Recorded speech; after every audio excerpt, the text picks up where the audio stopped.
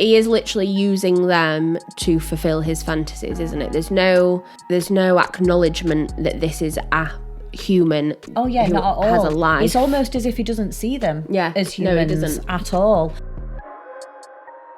Just a quick disclaimer, the content presented in this podcast is based on real events and may contain graphic descriptions of violence, crime scenes and other disturbing material.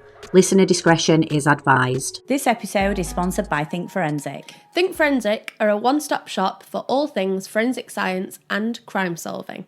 They hold experience days, as well as corporate events, team building events, and general education for primary school right the way up to university level, as well as other events and consultancy. There's also a shop where you can get your hands on all things crime solving, from evidence gathering to packaging and collecting evidence, as well as other forensic science equipment. For more information or to book on an experience day, please visit the website. Hi everyone and welcome back to another episode of Grave Secrets. We're your hosts, I'm Annie. And I'm Beth. Today we've got a case study for you. The case became known as the Sunset Strip Murders, and it was in the early 1980s. It was a series of murders which effectively shocked the whole of America, but specifically took place in West Hollywood, California, when kind of the Sunset Strip in Hollywood became a hunting ground almost. Yeah, and it's such a popular place as well, isn't it? You just think, oh my God, like how many people will have been in fear of their life around that point. Time. Yeah. And there's that many documentaries just about the Sunset Strip because it's so renowned, it's so well known. So it was, really interesting one to cover this week. Thankfully, a lead ended up coming through in this case, which was seemingly unrelated to the ongoing case, but that would then break everything wide open and really reveal the extent of the crimes. Yeah. So we've been umming and ahhing about how to actually tell this one because it is quite complex. So again, bear with us. What we're going to do is lay out the series or the order in which the bodies, the victims, were found. We have got, because like we said in this case, there are quite a lot of victims. Yes. And we always say, don't we, we like to do the victims justice. Yeah, we don't want this. A lot of the research that I did on this case, I could find a lot about the offenders and not a lot about the victims on this. And we really did dig into it, didn't we, to sort of get what we can on the victims. Why it's become so confusing. Yes. And in this case, as you will find out, there's quite a lot of information that's given by the offenders. Yeah. So we were trying to weigh up how much of it we've got from the investigation and how much of it we've got from the offenders. So we're just going to get stuck in. Hopefully it flows. You might have to pause it and just take a minute. We had to do that a few times, but we'll get stuck in. So on January 26th in 1980, some walkers came across the partial remains of two victims. And this, again, was in Los Angeles at about 1 p.m. And they'd actually been found in like a riverbed near a place called Magic Mountain Parkway. So this was near a sewage treatment plant, so quite kind of out of the way. Yeah. But both victims had been shot to death. They became known as the Valencia Jane Does. Not long after that, June 11th, 1980, two stepsisters, Gina, who was 15, and then Cynthia, who was known as Cindy, 16, they both vanished while they were meant to be meeting up with friends, and they were then found the following morning by the freeway, and each had been shot in the head. June 24th, 1980, 24-year-old Karen Lee Jones and 26-year-old Exie Wilson were both found. Jones was found earlier on in the day behind a bin and shot in the head. And then later that same day, the police were called and they found the body of Karen.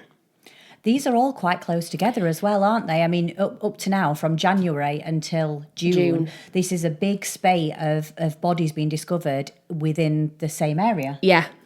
And again, 2 being discovered on the same day is just horrific. So that was June 24th. June 30th, so literally a few days later, a group of snake hunters are on the Golden State Freeway, just off it, in a valley, and they found a woman's mummified corpse. Snake hunters sound so strange to us because we're in the UK, but I'm guessing it's probably a normal thing in the US. Are they just like bird watching, like identifying the snakes, or are they actually hunting them? Not sure. No idea. I've never heard That's of that another Google search. That victim was later identified and had been last seen on June the 1st. So she had been deceased for about 3 weeks when she was actually discovered. August 5th. A man is then reported missing, and he's then found having been murdered 2 blocks away from where he was last seen. He had been shot and stabbed.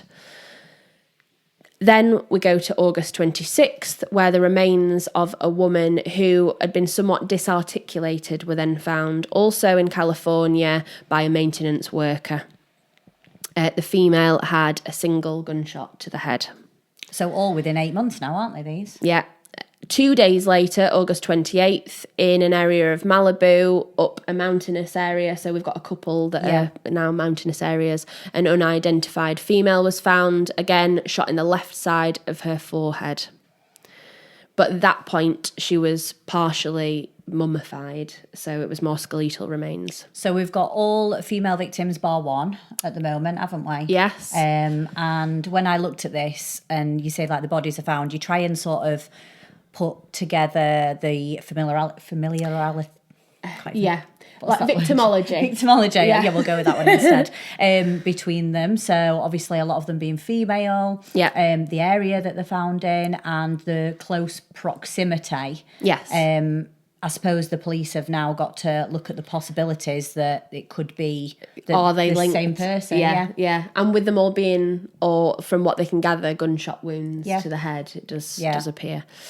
So then we move on to 1981, so the following year, but again, early March, so March 3rd, another female was recovered in Green Valley, California, but at this point, it was just skeletal remains. So they actually found a skull, a femur, and some ribs and vertebrae. So because this is when they've found them, it's not necessarily when they were actually killed, at this stage, obviously, they wouldn't know the order in which they'd been killed or when they'd specifically been killed, because obviously they're being found in different states of decomposition, aren't they? Yeah. But that victim, again, they could tell from the skull that she had been shot in the head. So we've got a very prolific offender, if it is one offender, and as we've said, it's quite a short space of time in which they were found.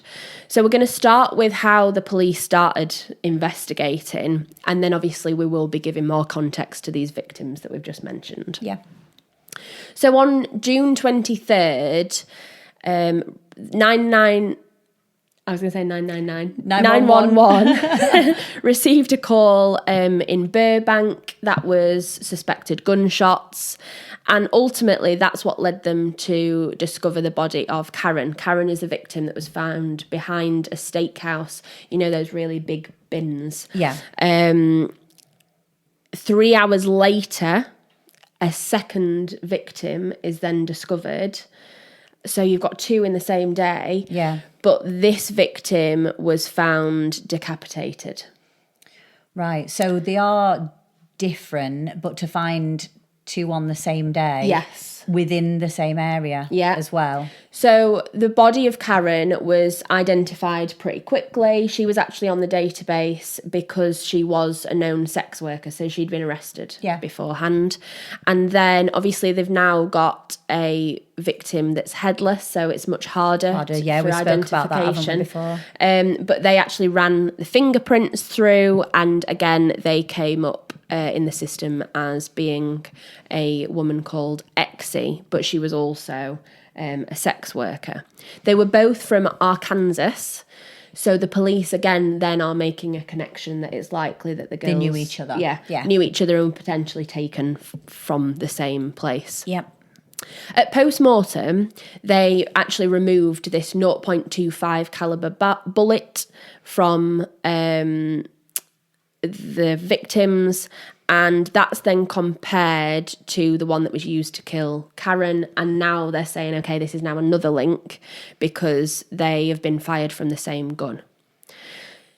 Investigators then recall, obviously they've had a string or a spate of these murders, they then recall that two of the other victims, the girls Gina and Cindy that I mentioned, so she was called Cynthia but known as Cindy, they were actually stepsisters, and when they checked back at the police reports, they'd also been killed with a 0.25 caliber weapon. Right, so they're getting more and more now to link all these murders together, aren't they? So they look, obviously, ballistics analysis, tool marks, and then they're saying, right, okay, so it now appears that we do have one offender, and that the cases are connected. Yeah, I think in America, though, obviously you're more likely to get gun crime because you are allowed to carry a gun. Yeah. So I would have thought it'd be a little bit harder because lots of people would have like the certain caliber gun or the certain brand or whatever. However, when they then did further analysis, they said it was a Raven gun, which is quite a specific gun, and that comes into play further in the investigation. Yeah. So again, the police are always kind of working backwards from these discoveries, and they then put two and two together and remembered that on June 14th, which was 2 days after the murders of the stepsisters, they had actually had an anonymous call from a woman who was stating that it was her boyfriend that was involved and responsible for these murders. Right. But unfortunately, there was like some kind of switchboard error, and that call had got disconnected and this caller had never rung back. But now they're like, have we got a person that actually knows what's happened? Knows the offender. Yeah. Is this the link? And you'd think as well, is the person that has rang up, are they going to be now in danger as well? I know. Because if they're living with some sort of serial killer, then they, you don't want to put them at risk you'd either. be desperate to try and track them down. But if it's an anonymous call, where do you even start with something like that? So the investigation is now ongoing, but you've got, again, multiple investigations. So you've now got the murders of the Valencia Jane Does being investigated, stepsisters Gina and Cindy, the two friends that were found in the same day, Karen and Exie, and then another victim called Marnette. I mentioned the man. Yeah. He actually had been reported missing, and this was in August. He was a regular performer at the Little Nashville. So he had done given a performance at the Little Nashville, but then had not come home. So the following day, his wife had then reported him missing. Yeah. And that's when he was then found. But there was a woman who was a club regular. She was seen there all the time, and she was the last person to have been known to have seen this missing person, who was called Jack Murray. Right. Outside the club. They were kind of seen leaving the club together. So inevitably, she's the first. She's going to know something, and potential witness. Police have got like something to start with now, haven't they? Yeah. So they decide to go and speak to this woman who's called Carol Bundy. And she was a nurse, a vocational nurse. And again, she was a known kind of associate of Jack Murray. So they're just wanting to speak to her at this stage. I think a lot of people in the club knew her as well because she was such a regular. Apparently she was there pretty much all the time when Jack was performing. So, a lot of people will have known her within the whole club, wouldn't they? Yeah, and you think like if you got called up to come in and answer questions, you'd think, well, I know him really well and we're always there together, so it's not a surprise that you... Yeah, they've asked me that they've interviewed me. So ultimately, I did mention already that Jack Murray's body was found 2 blocks from where he was last seen, and he was actually found in his own van. He'd got like a camper van. Yeah, it was sort of a bit done up, wasn't it? Like it had been... want to say refurbished. Yeah, it was, wasn't it? And his wife had said that she'd not initially reported him missing because sometimes if he got drunk after a gig, he would just sleep in the van. Yeah. But he was then ultimately found in his van. But unfortunately, he suffered a horrific death. He'd been shot, he was stabbed 9 times, but further to that, his body had then been mutilated and he'd been decapitated. So we now have Exie, who had been decapitated, and then Jack Murray. And then the gunshot as well, which is... linking up. I just don't like, it's not a straightforward killing because you could kill someone if you shoot them in the head. Yeah. So to do all that afterwards, like mutilating the body and decapitating a person, it's not an easy thing to be able to do that. And then also, it seems odd because, again, if these cases are linked, some of them have been kind of hidden in like the mountainous areas, and some of them have literally been dumped behind a bin or like hidden in plain sight, isn't it? So it does seem odd. Ultimately then, so the police go to speak to Carol Bundy. She came in to be questioned, and she actually brought a boyfriend along with her, and her boyfriend was called Doug Clark. Police actually said that Carol Bundy was odd because she was really helpful one minute, but then almost really standoffish the next, and they couldn't really get a gauge of her. But her boyfriend Doug was trying to be really cooperative and was much more kind of charming and friendly, but he was sweating profusely. And they were like, he must know something, or he's been told something by, Bundy. What is it? Suspicious. It's suspicious. So they weren't really sure what was going on at this stage. I should probably say Bundy is confusing because there is another prolific killer called Ted Bundy. But again, we tend to refer to the offenders by their surname and the victims by their first name. So we are going to refer to Bundy, who's a potential suspect, as Carol. Sorry, we're going to refer to Carol. Bundy as Bundy and Doug Clark as Clark. But again, it's confusing because Clark could be a first name. I thought this when I was doing the research. It's all very confusing. Anyway, we've got a boyfriend and a girlfriend. They're in for questioning. They're acting suspicious. Yep. A couple of days later, Clark actually then goes back into the police station and effectively changes his statement, saying that on the night that Jack Murray had gone missing, he'd originally said that he was with Bundy, his girlfriend, and then actually said that she left the house and then didn't reappear until the early hours. Right, so he's now alibied her to start with and then decided against it. Yeah. He also made mention to the fact that she was psychotic and starts kind of discrediting her as a person. Right. Which you wouldn't, if it's your girlfriend, like...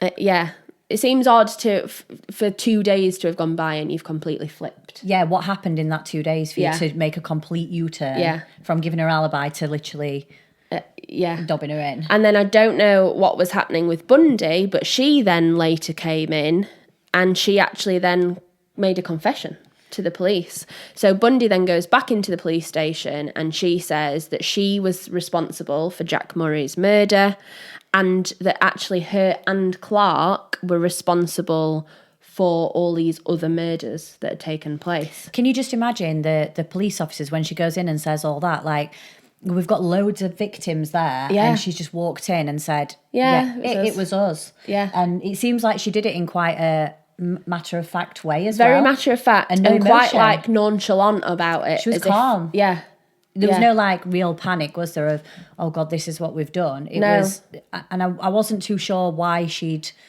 gone in and confessed like that. That's what I couldn't get my head around it. No. One of the investigators said it was as if she was kind of giving you a recipe or telling you how she'd cook tea when she was talking about it.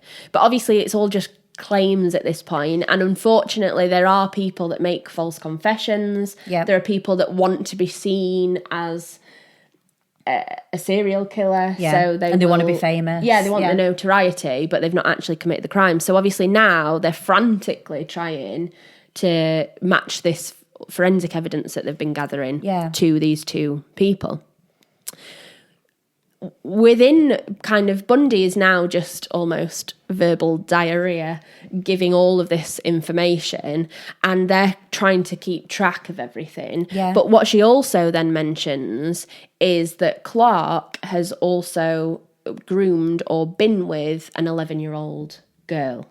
It's as if she can't stop talking at this point. Yeah. I mean, one of the officers said she literally did not shut up through the whole thing. She just reeled everything off. So they then say, well, you know, we need evidence to prove this. And she actually gives the police a photo or multiple pictures of Clark, her boyfriend, with this 11-year-old girl. So he is then arrested, but it's on a child molestation charge. Yeah. But obviously that's a good thing, because then they've actually got him in custody and they can then further their investigation. Yeah. So I think at this point it's important to give a little bit of context to these two people who have just suddenly, from asking, you know, a friend of a victim for some information on when she last saw him alive. We've now got a confession and two possible serial killers. Yeah. So things have developed very quickly. Yeah. So I think it's now important that we do talk about them a little bit. Now, again, we like to give more, obviously, voice to the victims, but we have done this in a couple of cases where we just give a bit of background. We did it with the Kochevo monster. I think it sort of puts things into perspective and it does link into the case. We're not going to go into any sort of unnecessary detail about just the offenders. Top level. But you do sort of need to know their past and background and how things led to where they are now. So it does follow on in general. So if we start with Carol Bundy, so she was born Carol Mary Peters in 1942, and she lived with a mother, a father, and a brother, but she did have quite a disruptive an home abusive life. Childhood, really, wasn't it? It was, yeah. And it wasn't just from one parent. It started off with just her mum being the abusive one, which is usually the other way around, isn't it? Yeah. It's usually the father. But the brother was also really nasty to her. The mum actually... She had some sort of, well, they thought it was a condition in the end, where when Carol got to a certain age, her mom just decided and in her head genuinely thought that Carol wasn't her daughter. Yeah. So, like, I just think, how horrible is that? Yeah, all of a sudden, your mum just turns on you. Yeah, she said that mum just locked her out of the house one day. And I think she was 15 at this stage. And started screaming, "You're not my daughter, like, I don't even know who you are." And there is apparently a condition that you can have. Where that can happen. But still, until the day that Carol's mum died, she never acknowledged that Carol was a daughter. So that, to start with, I mean, not feeling like enough. You are loved by your mum. Yeah. And then your mum saying you are not mine. Is crazy, isn't it? Yeah, it was also reported that, which isn't going to, obviously that's a condition in itself, but it was also reported that a mum was an alcoholic. Yeah. As was a father. So obviously that, if anyone's got any kind of condition or they're mentally unwell, if you add alcohol to the mix, it's going to make it escalate worse. So she did actually have a little sister as well, Vicky, who was 3 years younger. So now there's 3 siblings and the 2 parents, and they're just having a bit of a rough time in general with the mum being abusive. But at this point, the dad wasn't abusive. No. And the dad would have to stop the mom beating the children because she would go too far. Which I just find, your mom is the person that, you know... It's meant to protect you. Yeah. And I know we do hear this a lot about fathers, but it's very rare that we hear this from... Yeah, it's not as common, is it? Yeah, or it doesn't appear to be from the cases that we've covered, obviously. So the abuse from Carol's mom actually stopped when she died. So she collapsed one day, she was taken into hospital, and Carol's father was there, and then he came home from hospital on his own and said, you know, your mum's died. So that must have been a shock to the family. But now Charles, the father, who's also an alcoholic, is now left with 3 children. Yeah. So at this point, you think that the kids are probably in a bit more of a, not safer environment, but the parent who is most abusive is now not there. Yeah. But this story then makes like a huge flip, because then Charles starts abusing his daughters.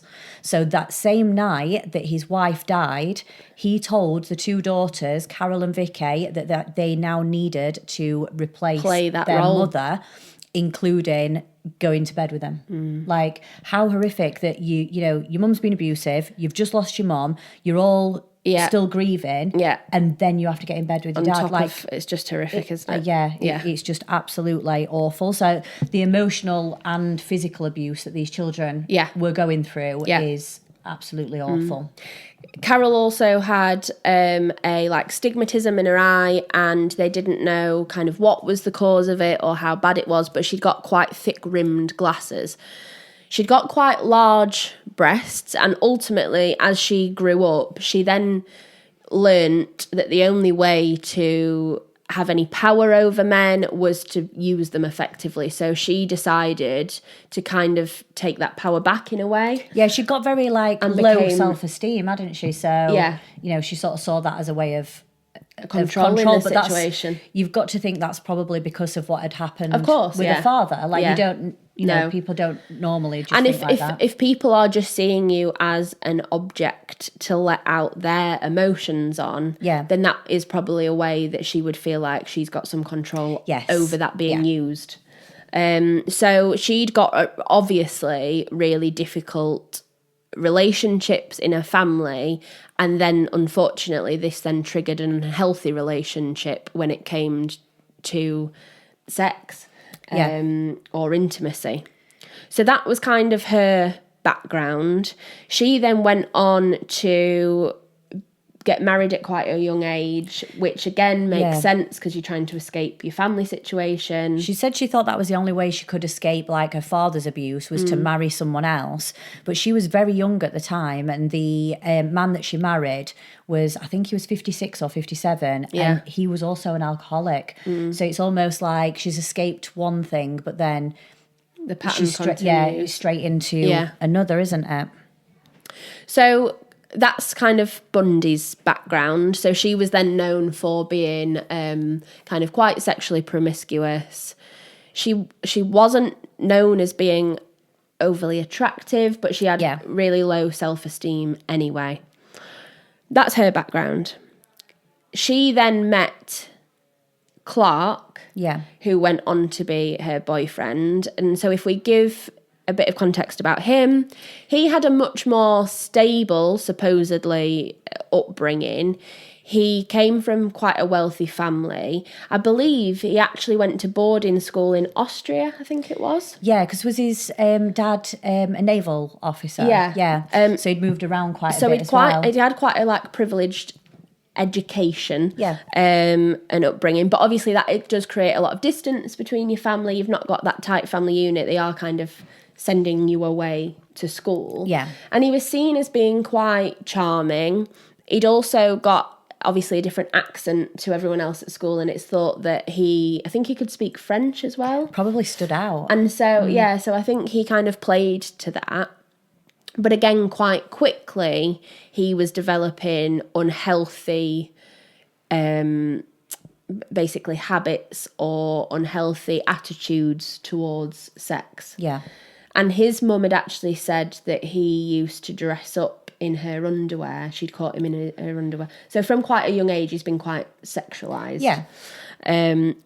However, it didn't seem as traumatic as Bundy's background. I think with these two as well, sort of they probably brought out the worst in each other, because I know from sort of Carol's point of view, she was going from one relationship to another quite quickly. So she divorced the older guy that she'd married because he forced her into sex work.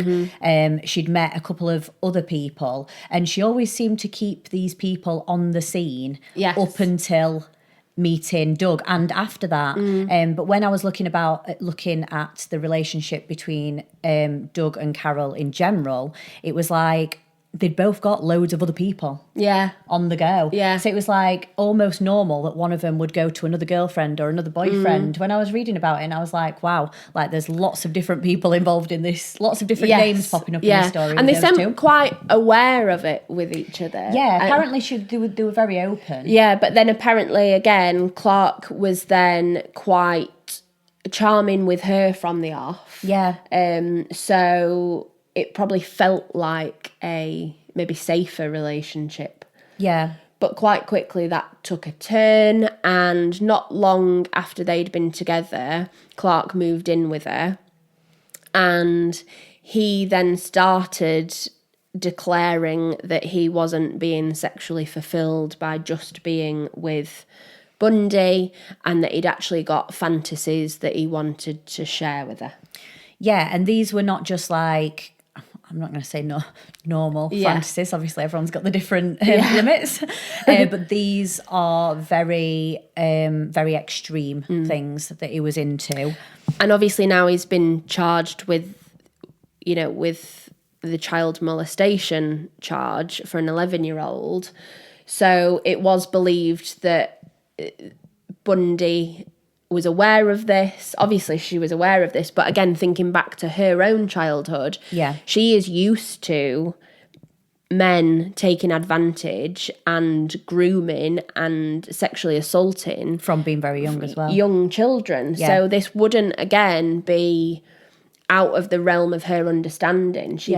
In some ways it probably felt comfortable. She was familiar with that, and it was almost like it was a bit of a test as well. So he'd drop something in there and say like, start with like bondage, and then if she was all right with that, he went to like torture, and then he went to murder, and then it was, I can't even say the word, necrophiliac.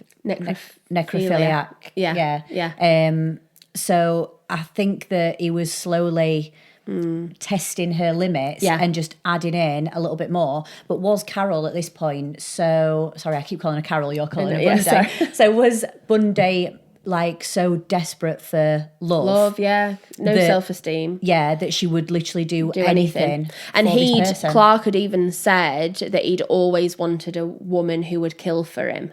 So she's now being told that the way to receive love is by killing and doing whatever he wants. So you can see how she would kind of get embroiled in this situation. I say that like, flippantly, but you know what I mean. So Clark actually convinced Carol to go out and buy some guns, and he almost made it sound like it was for her safety as well. You get one and I'll get one, and they actually got matching. The matching pistols, and they were, like you said, they were quite distinctive. I can't remember exactly what they were, but I'm sure it said like there was something on that. Was it some gold? Yes. So they were like quite small pistols. They bought them from a pawn shop, and they were these Raven 0.25 caliber pistols. They then kind of dubbed them or gave them the nicknames the toys. So it was almost like something they'd get out and play with effectively. While Clark is then coming up with all these sexual fantasies and telling Bundy that he wants someone to basically fulfill them with him or help him carry them out, he then starts suggesting ways in which they can go out and find victims effectively to fulfill their fantasies. I just think I know, like, obviously Bundy was desperate for the love and affection, but I just can't imagine in any world where someone telling me any of this, I would be okay with it. I know. It's so hard, and you have to think about, how manipulative was he? What was her mental state? How much did she also want to do it, though? Because, if I didn't want to do this, if I didn't want to go and kill someone, there's no way you're making me do it. No, categorically just not happening. So you've got to, I think it comes back to the brutality of the murders. Because, again, it made me think of Dean Corll, that case. And in that case, he recruits someone. What's his name? The young boy to kill someone for him. And he again, attempted to do it, but couldn't, even in that state where he thinks his life's in danger. Yeah. So it's just one of those, isn't it, where when you discover what the extent of the injuries that Bundy caused, you think, she was predisposed to that level of violence. Yeah. Absolutely, because there's no way that someone would commit such horrific atrocities. Yeah. If they didn't want to. Yeah. Which is crazy. So by spring 1980, they'd shared these fantasies, and Clark was sort of putting a plan into place now of what they were going to do next. But during this time, up until this point, he'd actually been quite nice to Bundy's sons, and that's what made her attracted to him in the first place, because he came straight into the house, he interacted with the kids. She'd not had that before from a man, and the kids had no positive role model. So she was like, "Oh, this is different, and this is good." But after telling Bundy about all these fantasies that he then started to abuse her children, and he was horrible to them, especially I think it was Chris, the oldest one, by like beating him and just being horrible in general. At one point he told him that he was going to kill him and told Chris to go and get the knife. So at this point you've got Clark abusing Carol's sons physically, but she's not doing anything to stop this, which is horrible, because again, your mom, we've just said in the same case of Carol, you've been through what your what your children are now going through. That is going to protect you. But she then helped Clark to abuse the 11-year-old girl, Teresa. Yeah. And she was actually from next door. And is what Carol did is she'd brought she brought Teresa round to play with the boys, and said like to the parents, "Oh yeah, she can come round to mine." And you just absolutely wouldn't horrific, isn't think anything's happening, because you just think your daughter is going round to play with her friends. God. So Carol and Clark then start grooming Teresa. And they actually drugged her and attempted to rape her at one point, and she'd screamed that loud that the neighbours had actually heard and came round, but Teresa then didn't tell anyone what had happened. It's just absolutely horrific on so many levels. Like, those poor boys would have probably known what was going on. They wouldn't have been able to stand up for their neighbour, who was probably their friend at that point. Bundy has then gone into the police station and declared that it's Clark that's groomed her. But she's got pictures of it. She's taken the photos. Part. Yeah. So she's trying to deny it, but absolutely she's just as horrific as he is. And this is all going on literally with neighbours next door. Again, like just how open with it they are. And it just shows it's just horrific. You just never know what is happening behind closed doors. No. So as this is going on and Teresa's getting groomed, Clark reveals that he has got more extreme fantasies, and that now he tells Carol that he wants to kill a girl. So it's just, it's horrific in general. But if she's already, he will be, and this sounds really horrific, but he'll be thinking he's hit the jackpot at this stage, because if you found someone that is willingly not only going along with or keeping quiet about what you're doing, but actively taking part, then of course, the next logical step for him is to fulfill the fantasy of killing a woman. Yeah. It's crazy. So on the 27th of April, 1980, there was a girl called Charlene Anderman, and she was a sex worker, and she was waiting for her next client in a parking lot on Sunset Strip when Clark pulled up in his car. So he was already masturbating when he pulled up in the car. I don't know how he did this. The car's moving as well. Yeah. And at first, Charlene was like, "That's weird." Like, he's already... Yeah. But then he offered her money and said, right, let's go. So she actually got in the car and they drove around to like a secluded area around the back of the parking lot. And as soon as they're in this secluded area, he pushed her down on her front and held a knife to the back of her head. He then stabbed her in her back, arms and neck. So this seemed like quite a frenzied attack. Yeah. He then threw her and the belongings out of the car and he sped off to Carol's apartment. So at this point, he's covered in blood, and Carol didn't question anything. She just helped him clean up. So he didn't tell Carol what he'd done at this point, but she didn't ask, and there was helped him obviously something had happened. And the sad thing about this as well, Carol's sons knew that something had happened because obviously he'd come in covered in blood. Yeah. And she actually said to her sons, "Oh, he's been in a car crash or something." God, so that's why he's got horrific. That's why he's got blood on him. So she's already, without knowing here fully what's happened, she knows something's happened. Yeah, because you know this is coming, don't you? Yeah.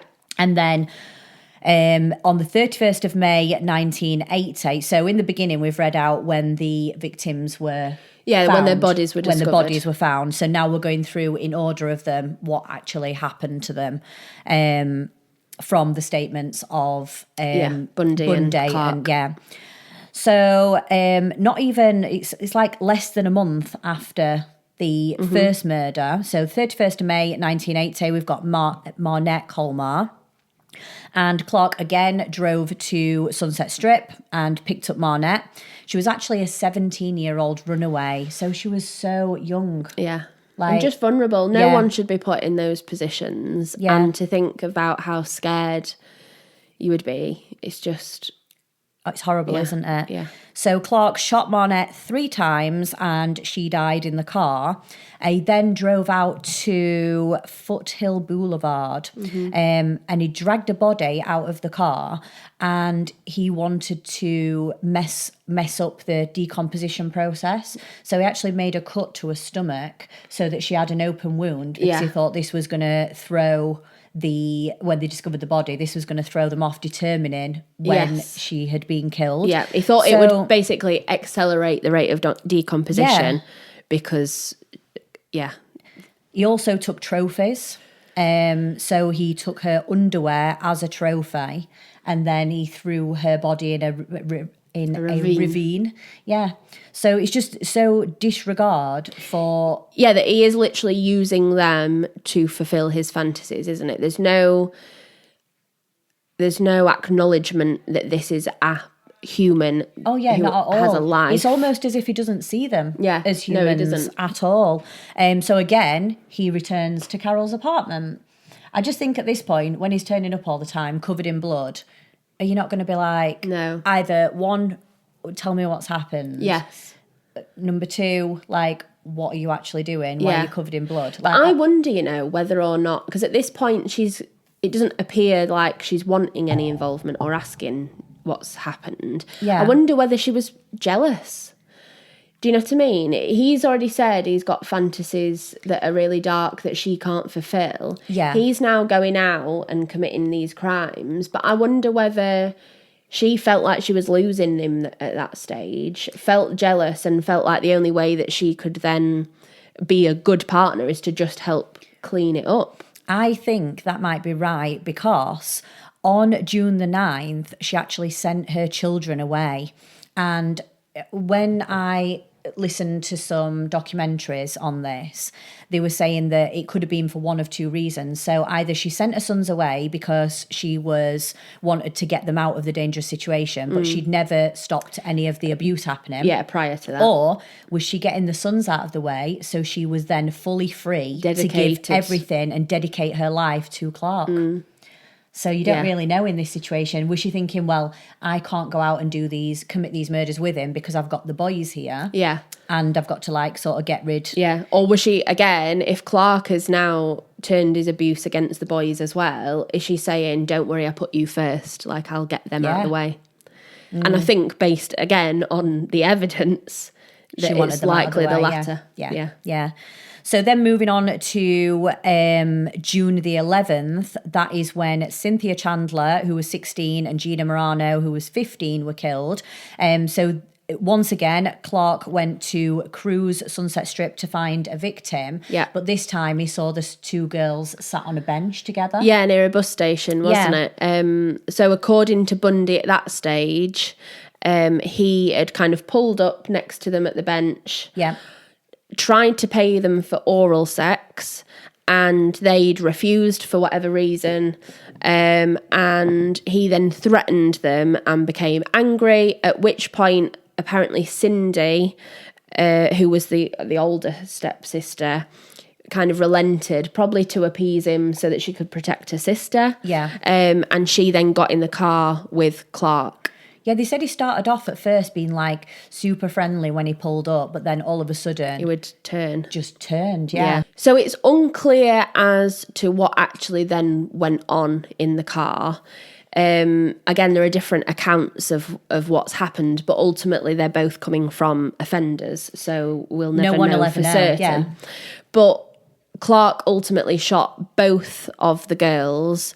Then rather than just disposing of their bodies straight away, he actually took them to a garage that he rented out and ultimately would leave them in the garage and go back to the garage repeatedly to further abuse them post-death, which is where the necrophilia tendencies come in. Yeah. And then ultimately would then dump their bodies.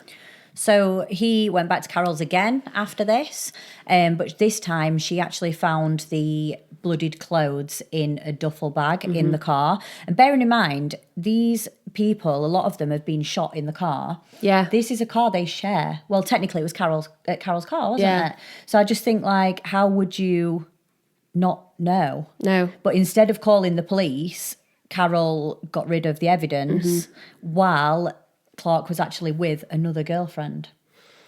God. So she's cleaning up after him while he's with someone else. And it's escalating now. Yeah. Because he's even had 2 victims in the car at the same time. Yeah. And has shot them both. But in this one, which makes it a little bit different, is when Clark got back from his other girlfriend's house, he actually told Bundy what he'd done. Right. So this is where he's done some already, and she's got a little bit of an idea, but now he's actually fully saying... Talking her through what's happened. This is what's happened. So on the 12th of June, which was only the day after, the girls' bodies were discovered, and Bundy actually saw the press conference, and that's when she decided to call the police to say... that's it, it's my boyfriend. So we mentioned earlier on in the episode that an anonymous call had come in stating that her boyfriend was involved and she knew who the offender was. We now know that was Bundy. She actually didn't give quite enough evidence in the call before it cut off either. So she'd given a fake name. She said she was called Betsy. Her boyfriend was called Don. And she'd given a certain amount of information, but nothing that she knew would concrete as being involved. So it's almost like is she doing it because she feels like she needs to get it off her chest and she's not happy with what he's doing, or is she like testing the waters? Strange. And I can never get my head round Bundy's sort of mentality through this case. No. For some reason it just didn't click. You know, sometimes you think this is what they must have been thinking. Yeah. I just couldn't work that out. I think this her. is one of these where the pair of them are that deranged that there is kind of no rhyme or reason. Yeah, there's no logic. Because it's so overt. The way that they're picking up the victims, shooting them in the car. This car must have been horrific as a scene. Yeah. But then just continuing to be so callous and overt about it. And Clark actually decided that it wasn't enough just to confess to Bundy. He then wanted to show her the burial sites. So he'd drive around and say, oh, this is where this all body these is. mountainous areas. Yeah, this is where this body is. So he told her that if she told anyone, obviously little did he know that she'd already rang the police, that he would kill her and he would kill the boys. But at this point, if he's already killed someone, you probably would believe him. Yeah, absolutely. You know, you're not going to be thinking, oh, he's joking here, are you? When you've just seen where he's dumped all the bodies. No. So Bundy has got a huge level of involvement at this stage, but she's not actually directly been there when Clark's committed any of the murders. Yeah, but, you know, there's still time yet, isn't there? And again, these aren't a million miles away in the timeline, are they? From each other? These are all happening quite soon. It's almost like Clark will go out and commit a murder, and then he's got away with it, and it gives him that little bit more confidence to do more and more and more each time. Yeah. So if we move on to Kathy, who was killed on the 20th of June, so we don't actually know Kathy's surname. No. And Bundy and Clark actually drove to Hollywood together this time. Mm-hmm. So they saw Kathy and offered to pay her for sex. And one thing that they said they did together is they would go out and look for sex workers, and Bundy would pay for them for Clark. Like how, I just don't know. So they offered to pay Kathy for sex, and they drove behind a petrol station this time.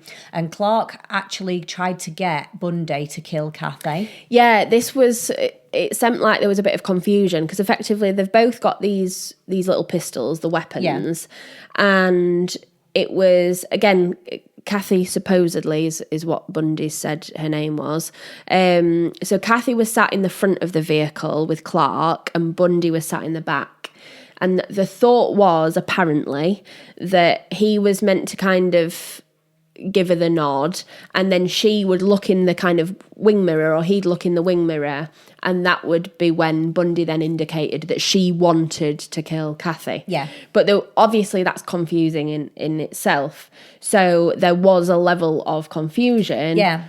And ultimately then Clark just shot Kathy, the victim. Yeah, Carol was also very calm in this situation and did help dispose of the body. So there was no panic once it was done or what she'd seen. No. Which, you think, it's all right, one thing thinking about yes, it, but physically seeing someone totally be different. Murdered in front of you. Yeah.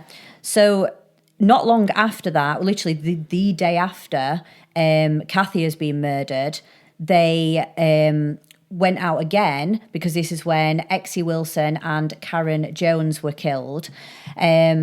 So Carol assisted in this way by preparing a kill bag. It's just, with like gloves and a bag and like loads of different things. So he drove to Hollywood again, and he saw 3 sex workers together.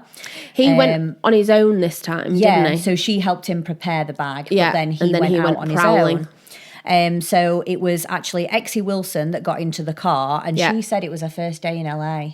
So little did she know it was going to be her last. It's horrific, isn't it? Apparently he propositioned them both to begin with, but they'd both sworn at him. Yeah. He then eventually managed to convince Exie to get in the car, but then ultimately pretty quickly after then shot her, got out this kill bag that Bundy had helped him prepare, and ultimately decapitated her.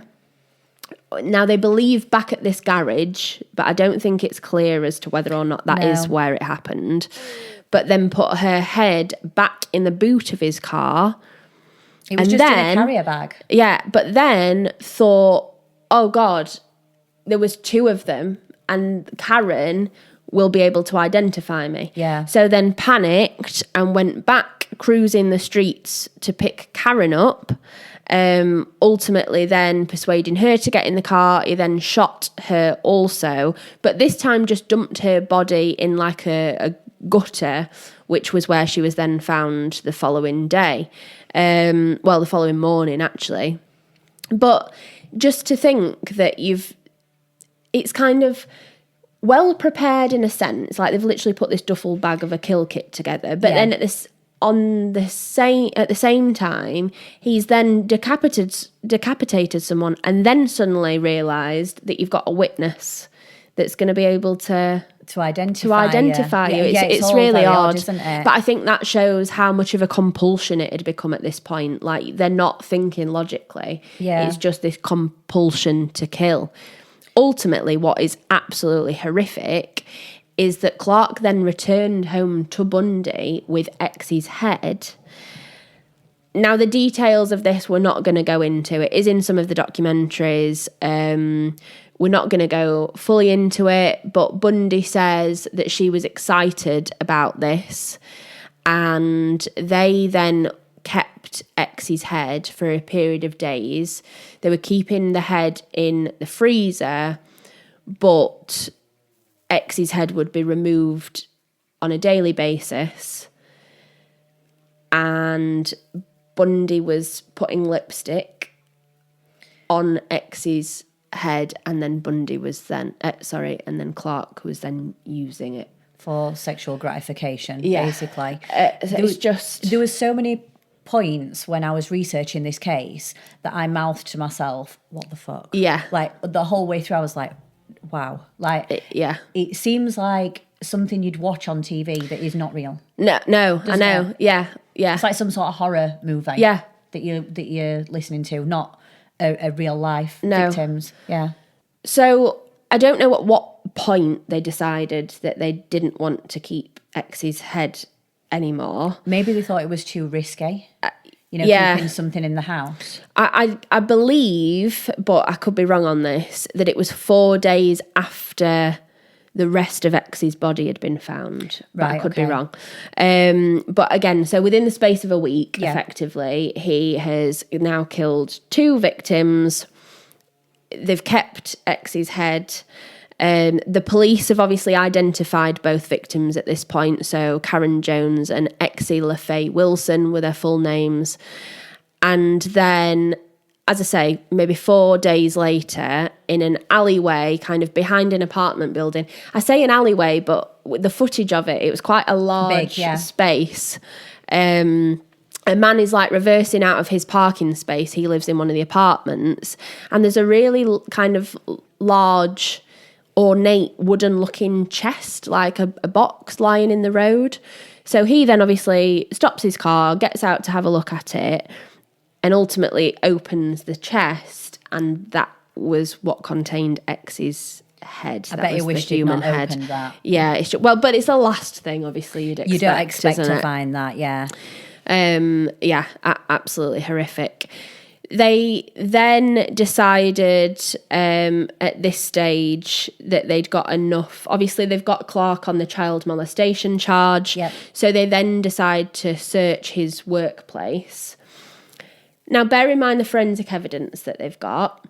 They'd actually, at this point, traced that Bundy had bought these 2 pistols, but they were in her name. So they've got her confessing. They have got direct links to her having committed the crimes. Yeah. She had apparently at some stage also left her apartment with the underwear of some of the victims and said, these are what Clark has kept. She took the trophies to the police station, didn't she? Yeah. So they've got quite a lot, but that actually links her, obviously, to it. So they're trying to find the forensic evidence to actually physically link him. Yeah. They kind of know how it's all linking together with the bullets, etc., but they need to get him on it. And they'd not found the guns at the home. They'd got other evidence, but that's why they decided to search his workplace. Weirdly enough, the workplace said that they didn't want the police. I find this mad. The work said, well, we've got some testing going on, or I can't remember what the excuse was that they gave, but basically said we don't want your officers looking around. So officers agreed to let the workmen that were colleagues of Clark search. So ultimately, it was one of the employees that, as they were searching, noticed like a brick loose. I think it was in like a stairwell. And when they removed it, found a carrier bag. And in that bag were the 2 murder weapons. There were 25 caliber automatic pistols. But that then tied, obviously, him specifically to the murder weapons because they were found at his work premises. Yeah. So he is then charged with 5 counts of murder. Right. So he's then charged with Gina's murder, stepsister Cindy's murder, Karen and Exie, the friends, and Marnette, who was the young runaway. Yep. At that point, they're thinking this is all finally coming together. And at that point, the skeletal remains that we mentioned right at the beginning of the episode were found with the same gun having been used. So he's then charged with 6 counts of capital murder. It's just unbelievable, isn't it? It is. And it sort of blows your mind, doesn't it, how the investigation, it's just one thing and it all starts to come together. Yeah. You know, 1 minute they think they've got nothing. Yeah. And the next minute it's like... And I always think, would this have actually all come to light if Bundy wouldn't have kind of come forward with stuff. And also, if we go back, we are kind of flipping a little bit now, but if we go back to the murder of Jack Murray, because ultimately that's where the lead came from in the first place. If she'd have not killed Jack Murray for Clark's kind of satisfaction, he'd basically said, he was one of your other lovers, kill him and prove how much you love me. And so if she'd have not actually killed Jack Murray, then like you say, maybe none of these would have come out. So she did actually know Jack Murray. They had been involved in an affair together. He was apparently probably the nicest person to a degree that she'd ever been with. He apparently took her to a doctor to assess this stigmatism in her eyes. She was told that she couldn't work as a nurse because of this condition, which actually turned out to not be as bad as she thought. It was actually cataracts, wasn't it? So she went back to being a nurse. So we'd actually done quite a lot for her. See, I saw a different point of view. But I was going to say, because he seemed like that, but apparently from what I looked at, and obviously with it being an American case, we don't know. I didn't find a lot from the actual officers. And it was thought that he was doing all this and he'd helped her with getting disability payments. He'd helped her move into somewhere, but it was so he could then take the money. And I'd also read that at one point, Bundy had, Jack had said to Bundy, I'm bored of having sex with you now. And at this point, she was with Clark. So she said, how about I bring an 11-year-old girl round for you? And he'd actually then agreed to that, but he got mad when she turned up on her own. It seems like on one side, and I mean, obviously we don't want to say people are doing stuff that they haven't done. No. But there is quite a bit of information out there. And on one hand, it's like he's helped her. But on the other hand, he's also just another one of the manipulating men that she kind of falls for in this pattern. But there are interviews with Jack Murray's wife in some documentaries, and she says that that's not the case. So we don't know at that stage. But ultimately, they'd had this affair. It was Clark that had said that Bundy should kill him. She then did. Now, again, some of the accounts of what she'd actually done to Jack Murray's body are absolutely horrific. We're not going to talk about those. But she actually said that the only reason she decapitated Jack Murray was actually just because she'd realised that because she'd shot him in the head, the bullet would still be in there, and she didn't know how to get it out so that it couldn't be traced back to their weapons. So she says that the only reason she'd removed his head was from an evidential point of view. However, she then took the head back home and basically taunted Clark and said, I've brought Jack home with me. But then presented the head of Jack. And just imagine the mess of that crime scene in the back of the van after the brutality of his murder. Horrific. So they are obviously still trying to work out the involvement of Bundy and proving everything. They were charged separately. So when it gets to this stage, again, it's not simple. It goes off into two, doesn't because it? Because you've splits. got the trial with Clark, and then you've got what happens with Bundy. So again, we'll try and make it as simple as possible now. Which one do you want to start with? Clark. Clark, okay. Yeah. So Clark, the whole way along, has denied any involvement, despite now at this stage overwhelming evidence. He actually decided to represent himself at trial and had apparently been reading up in prison libraries about law. But then... Not enough, though. No, not enough. And was just making, demands to the, prosecution, demands to the judge that obviously weren't going to get... He'd threatened one of the witnesses as well, so...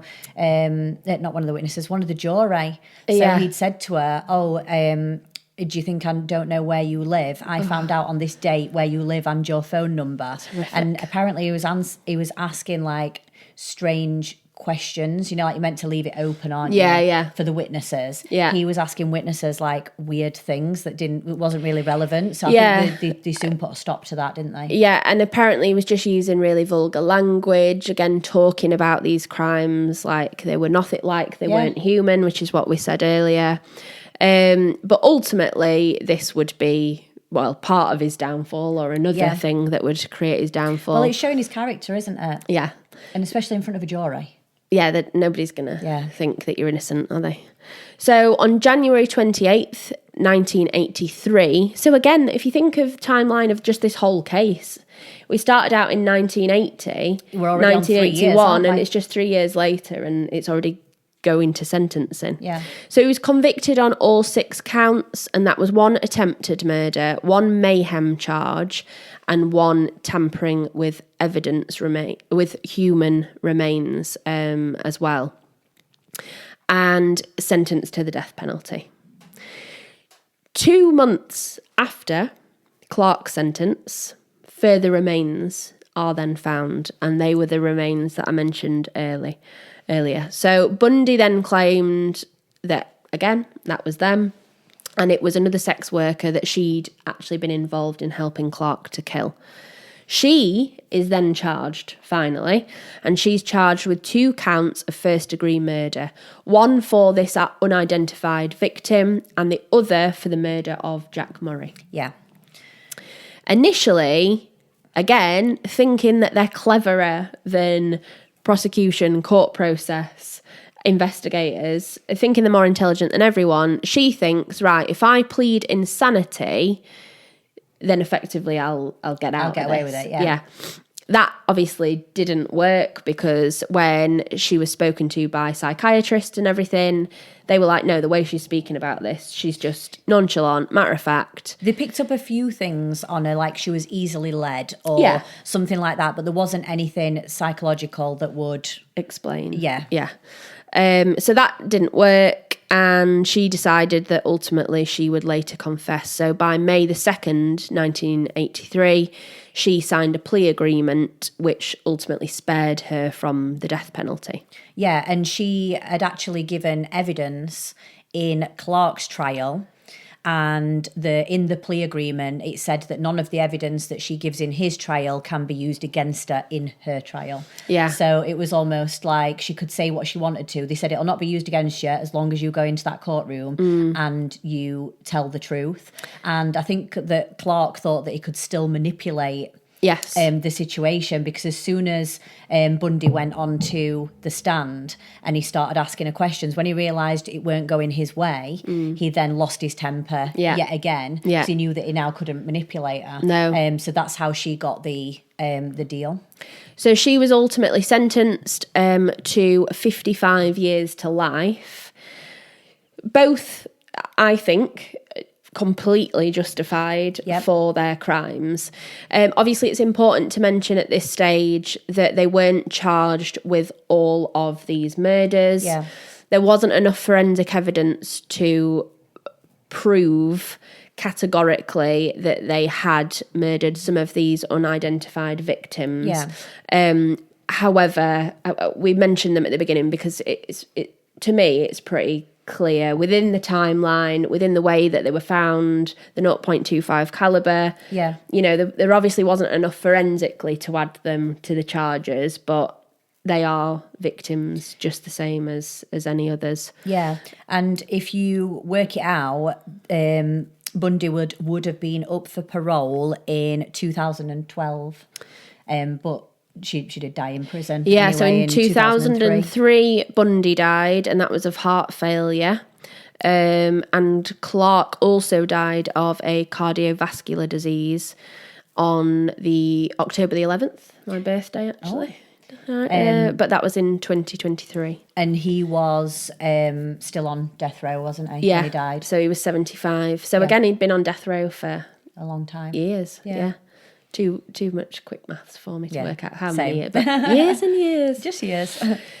So, yeah, that's an intense one. It's horrific. We have kept out quite a lot of detail. Yeah. A lot of it was very graphic. Yeah, one thing that I've forgotten to mention, that I'll just give a quick mention now, was that they did also search that garage that was believed to be where he had committed acts of necrophilia. Interestingly, he was never charged with any acts of necrophilia. Do you think it's because the murder in the first degree was so severe. Maybe. And he's already got the death penalty. Like, to add something on to the death penalty is a bit like... potentially. Yeah. Because I know, we've not mentioned it, but I know there was forensic evidence to prove that. But again, in this search of the garage, there were also red staining and a footwear mark. Yes, it was like a boot mark. Yes, a footwear mark in blood. So obviously the offender had to have stood in that blood. And he'd actually worn those same pair of boots into the interview when he was first questioned. Oh my God. So they managed to prove a match. Wow. So yeah, as we mentioned, there was quite a lot of forensic evidence. And his car, or Bundy's car, also had dry blood stains in it and bullet holes in the metalwork. Bullet holes, and it had got, there was a bullet casing behind the driver's seat cushion as well. So just absolutely horrific. As I say, we've not mentioned all of the details. It is out there, but it is it's just horrific. So thank God they were caught, because God knows how many more victims. Offences they'd have gone on to commit, and thank goodness that they received the sentences that they did. Yeah. So yet again, thank you ever so much for listening, watching, supporting us. We really do appreciate it.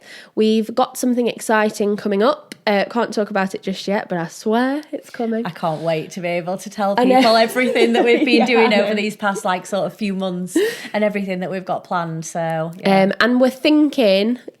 I've been thinking, I'm just announcing this now, of doing another discussing the evidence or something similar. So again, we've done like death penalty. That one went down really well. Yeah. If you've got anything that you think of that you'd like us to talk about, then please let us know. Yep. So I think we are done for this episode, aren't we? After that, I feel relief now. So thank you ever so much, and take care. Bye.